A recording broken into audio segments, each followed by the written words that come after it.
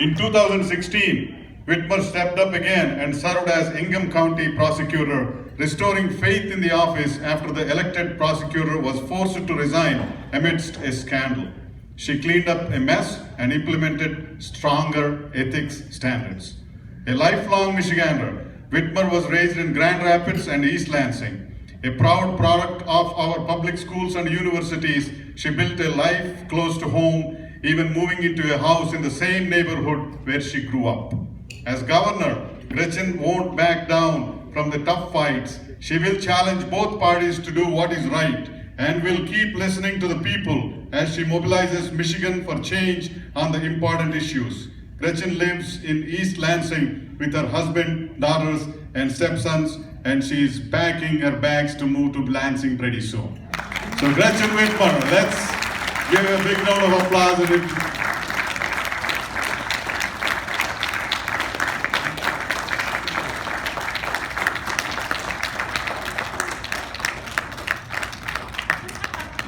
Well, thank you. I am so grateful to be here with all of you. And as Dr. Kumar mentioned, this is not my first time in this room with many of you. I was a privilege to come and support him when he was running for Congress a while ago. I am so grateful as I look around this room. I have to tell you, the best part about running for governor, there are a lot of downsides, but the best part of running for governor is that I am getting across our state. I'm building friendships and partnerships with people who care about our state, who are working hard, who simply want a governor who goes to bed every night thinking about solving problems and waking up, rolling up her sleeves, determined to solve those problems. I love our state. I am proud to be a Michigander. This was the place that people used to flock to from all over the world for opportunity. I look around at the Michigan that my kids are growing up in though right now. I look around at the Michigan in which we all live, and it does not live up to the Michigan I think of when I talk about my Michigan pride. The middle class was invented in this state. You could come here, whether you came from India or Kentucky, people came to this state because you could get a good job that paid you well enough to raise a family and retire with dignity here. You knew in Michigan, no matter what community you called home, whether it was Farmington Hills to Grand Rapids to Marquette, Michigan and the Upper Peninsula, that your kids would get a great public school education. In this state, yeah, we can clap for education. In this state, the state that put the whole world in cars, you knew you could travel our roads safely and get to your destination. And the Great Lakes state, home to 21% of the world's fresh water, you could turn on your tap and know it was going to be safe to both bathe your children and give them a glass of water at the dinner table. And on all four of these important measurements that tells you how a society is doing, we are dangerously behind. But I know we can fix this. We are up to this challenge because I've gotten across this state. I've been in all 83 counties, and I know that Michiganders are ready to stand up and demand the Michigan that we all deserve. Now, you saw a little bit of that video about my mom, and I want to tell you just a little bit about me and why I do the work that I do.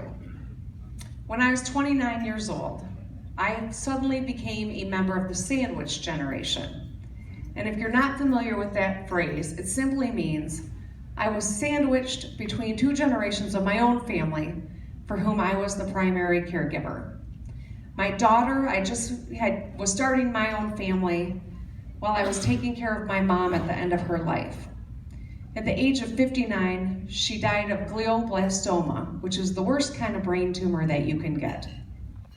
And it was those 2 years of taking care of my mom at the end and taking care of my daughter at the beginning of her life that I found made me who I am today.